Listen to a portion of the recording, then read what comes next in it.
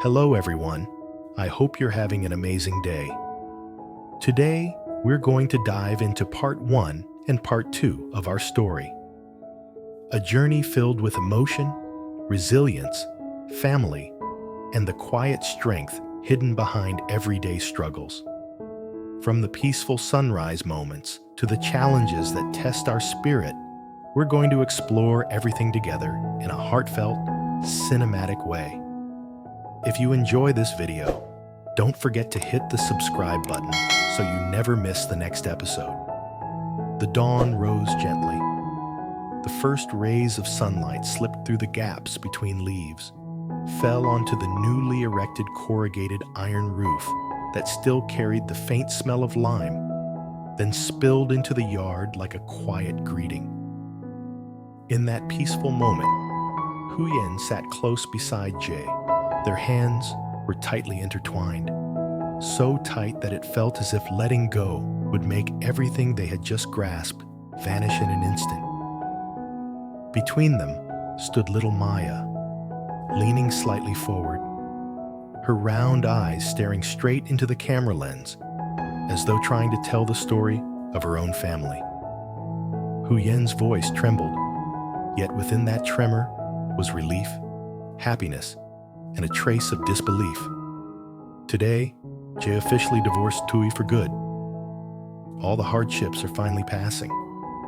Jay said nothing. He only lowered his head, the corners of his eyes slightly red, his calloused hand squeezing Huyen's a little tighter. No words were needed. That grip alone was enough to convey everything he had been through, and how much this moment meant to him. The three of them whispered words of thanks together. Small, ordinary words, yet they felt like the key turning in a lock of a door they had stood before for years. And when that door finally opened, the burden they had carried seemed to dissolve little by little in the morning light. In the yard, the hens scurried around Maya's feet. The little girl burst into bright laughter and scattered a handful of corn like fireworks. The smell of damp earth, dew-soaked grass, and chicken droppings mingled together, forming the familiar scent of the countryside. And now, for them, there was one more scent, the scent of freedom. Huyen looked at Jay. In her eyes there were no words, only understanding and recognition. We survived. Jay looked back, his eyes answering without his lips moving. From now on, we can move forward. And right at that moment, Maya began singing, "The duck goes quack, quack." Her innocent voice rang out in the still drowsy morning, sounding like a bell announcing the beginning of a new chapter. The imaginary camera slowly pulled back, leaving the image of three small figures standing in a vast landscape. Yet within that landscape, they glowed like a tiny flame. Just before the scene faded, Huyen's voice grew softer, like the wind. Thank you, everyone, for not abandoning us. A hen suddenly flapped its wings and flew up. Golden sunlight poured down onto the roof, the yard, and the three people who had just stepped out of an old life into another, lighter, cleaner, freer. That noon, Huyen tied her hair high, slung a bamboo basket full of wild pineapples over her shoulder. Her frame was small but steady. Before leaving, she bent down and kissed Maya's forehead. Be good at home. Study with Uncle Jay, okay? Jess stood at the doorway, leaning against the wooden frame. His eyes followed Huyen's figure as she walked past the areca palms, growing smaller and smaller until she disappeared. The moment she vanished from sight, the house suddenly felt wider, emptier. Only him, Maya, and the dog Bibi remained. Jay sat down beside the child, opened her notebook. His rough finger touched the letter O that Maya was practicing. He read slowly, she repeated quickly. Uncle and niece sat like that for a long while, until the sunlight in the garden stretched into long stripes. Out in the garden, Dieu held the watering can, pouring gentle streams onto the green vegetable beds. Each droplet sparkled in the sun. It was as if he were watering their hope itself. But before he could finish, a hen suddenly flew over the fence. Maya shouted, Bibi barked wildly, and within seconds the whole yard turned into a joyful chase. Maya laughed until she was breathless, and Jay laughed out loud. A laugh he couldn't even remember the last time he'd let out. That laugh was light as wind, free as water, and as liberated as the man he had become. Maya hugged the hen, then hopped around the yard, continuing the song from the morning. Jay watched, then turned toward the distant river glittering under the noon sun. His heart felt weightless. He set the watering can down, called Bibi onto the small bamboo boat. The oar barely touched the water, and ripples spread out in circles, as if erasing a few old sorrows. Maya called out loudly, Uncle Jay, catch lots of fish for me, okay? Jay didn't turn around, but he raised his hand high and nodded. His eyes shone with a promise that needed no words. The boat drifted away, carrying a man who was learning how to live again. Behind him, children's laughter and a dog's barking blended together into a song of their new life. Somewhere else, at the exact same time, the frame split in two. On one side, Huyen sat in the middle of the village market. She bent low, her basket of wild pineapples in front of her, constantly wiping sweat. Her voice never stopped calling, Wild pineapples. Good for kidney stones, sister. Please buy some to support me. Her calls mixed with the chatter and laughter of buyers and sellers, but each shout was like tossing her hope outward, praying someone would pick it up. On the other side, G sat on his small leaf-like boat. He removed the still flapping fish from the net. His hands worked, but his eyes gazed at the calm river surface, calm in stark contrast to the emotions churning inside him. The harsh sun beat down. Jay's shadow stretched long across the water. Bibi sat at the bow, ears perked like a loyal sentry. Jay spoke softly to him. Maya's studying. Bark if she gets close to the riverbank. Okay. The river breeze blew past, carrying the smell of fish, mud, and the scent of the hard days they had just left behind. At the market, Huyen was refused again and again, 10 times, 11 times. Yet she kept her smile. She looked at the spiky green pineapples and thought of the house waiting for her, of dinner, of Jay rowing out there, of Maya chattering at home. Finally, an old lady stopped. Without many words, she picked 2 pineapples and handed over the money. That small act was enough to make Huyen bow in thanks until her throat tightened. At the same moment, under the blazing sun, Jay pulled up the net, and 5 silver fish leapt from the water. He squinted and smiled, the first smile of the afternoon, perhaps the smile of a man who had just glimpsed a bit of light in his precarious life. Huyen stepped through the gate, her bamboo basket heavy with pork belly, wild vegetables, and the remaining pineapples, still fragrant with sunshine. Before she could set it down, G rushed out and reached to take it, an instinct honed over many years.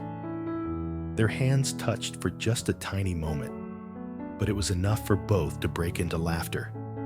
Laughter they didn't even realize they had been longing for. The cooking fire had been lit since late afternoon. Glowing coals crackled. The smell of bamboo smoke mingled with lemongrass and lime leaves, creating that special aroma found only in remote countryside homes. The fat home-raised rooster lay still on the chopping board, like a ritual marking a new beginning. Huyen bent to pick a handful of bitter melon leaves, still fresh with dew. Dieu tended the fire, turning the grilled meat skewers. The red coals illuminated his radiant face. From behind, Maya ran circles, clutching a bunch of white garlic, singing the same song from the morning. The duck goes quack, quack. Bibi lay stretched on the porch step, eyes half closed, tail wagging lazily whenever he heard his little mistress laugh. Huyen pulled Maya close, tied her hair neatly, and gently scolded. I tied it so nicely. Why do you always take it out? Maya wrinkled her nose, grinned, and hugged her mother's neck. Dieu watched mother and daughter. In his eyes glowed an emotion he never dared believe he would have, the warmth of a real family. He said nothing, only smiled faintly and continued turning the sizzling pork. The smell of fried fish, grilled meat, forest smoke, and children's laughter blended into a peaceful symphony. Close your eyes, and you could feel happiness flowing through every crack in the walls, every corner of the house. The sunset filtered through the leaves, painting three faces the warm color of honey. Huyen placed a steaming bowl of bitter melon soup on the table. She turned to Dieu, her voice low but full of joy. Today, we get to eat our own chicken, our own vegetables, fish that we caught ourselves. Dieu nodded. No further words were needed. He simply took her hand, firmly. A cheerful bark from the yard made everyone turn. The bamboo gate creaked, and the village chief stepped in. Still the same sturdy figure, carrying a bottle of clear rice wine, his kind smile visible beneath the rim of his conical hat. The smile of a man who had witnessed nearly every rise and fall in this little hamlet. Dieu jumped up, quickly wiping his hands on his shirt, afraid he wasn't presentable enough. Uncle, you're early. The old man laughed heartily and set the bottle on the table. I heard there's a small celebration, so I brought a little wine to congratulate you. Maya ran over and hugged his legs, sweetly calling him Grandpa. Dieu poured cool water and invited him to sit. The two men talked easily, like old friends of decades. Meanwhile, in the kitchen, the coals blazed bright, and the grilled meat released its rich aroma. When he saw Maya, the village chief smiled gently and said, From now on, call Uncle Dieu, Daddy Dieu. Okay, sweetheart? Those words made the air pause for a heartbeat. Maya looked up innocently, while Dieu lowered his face. His nose stung, eyes red and wet. The old man placed a hand on Dieu's shoulder, voice deep and warm. You've suffered enough, son. From now on, live a life worth living. The gentle evening breeze blew. Banana leaves rustled, as if nature itself were witnessing a blessing. The smell of grilled meat mixed with the newly opened rice wine made the atmosphere even warmer. Dieu recounted how he caught fish that morning. The village chief listened and laughed loudly. That's what makes a man. You need fire in your heart to keep living. The imaginary camera slowly panned across each face. From Dieu's weathered features to Maya's pure smile, finally resting on the village chief's rough hand, raising the wine glass, where the reflection of the fire clearly showed a lifetime of experience. More neighbors arrived. The woman next door spun Maya around in her arms. Her grown daughter stood shyly to the side, blushing. Everyone sat around the meal, laid on the cement floor, on an old cleaned mat. On the table were all the flavors of a cozy evening. Golden boiled chicken, crisply fried river fish, grilled pork belly dripping fragrant fat, and a steaming bowl of wild bitter melon soup. Dieu stood up, his hand trembling slightly. Today is just a simple family meal. but it carries all our gratitude. Everyone raised their glasses. The clear ring of clinking glasses filled the small space, like gentle bells of liberation. The oil lamp cast light on faces that known hardship, yet their eyes still sparkled with joy. Maya sat in her mother's lap, picking tender pieces of chicken, beaming whenever someone praised, "Such a good girl." Laughter, toasts, chewing sounds merged into a warm melody, the sound this house seemed to have waited years to hear. The village chief told the story of when he helped Joe build his very first house. The neighbor woman held Maya close and said softly, "When you grow up, be good. Daddy Jay and Mommy Huyen have suffered so much." Jay lowered his head. The glass in his hand shook. A tear fell silently into the wine. Heavy with everything he once gritted his teeth to endure. The imaginary camera slowly rose higher, leaving behind the image of a modest meal inside a simple house. But in that exact moment, that meal was not just food. It was proof of survival, of gratitude, and of human kindness. G stood once more, this time in the center of the room. He raised his glass, voice breaking bit by bit. "If it weren't for all of you, this house wouldn't be here. Today wouldn't be here. I am finally free." 1 second of silence. Then the village chief suddenly shouted, "To Jay's freedom, and may the three-legged stool of Huyen, Jay, Maya stay strong forever." "Doe!" echoed through the roof. Wine spilled over the rims. Tears spilled over eyelids. Huyen held Maya tightly. Maya looked bewildered at the adults who were both laughing and crying, not understanding but laughing along anyway. Ji looked at Huyen. She looked back at him. No words were needed. Their eyes said, "We did it." Outside, the moon rose high, silver light falling on the roof, on the still steaming food, on the 3 small yet extraordinarily resilient souls. Maya asked softly, in her childish voice, "Mommy, what is freedom?" Huyen smiled and kissed her daughter's hair. "Freedom is being able to sit here, eat dinner with Daddy Jay, and not be afraid of anything anymore." Jay heard it. The hand holding his glass trembled. He looked up at the thatched ceiling so the tears would fall into his heart, not outward.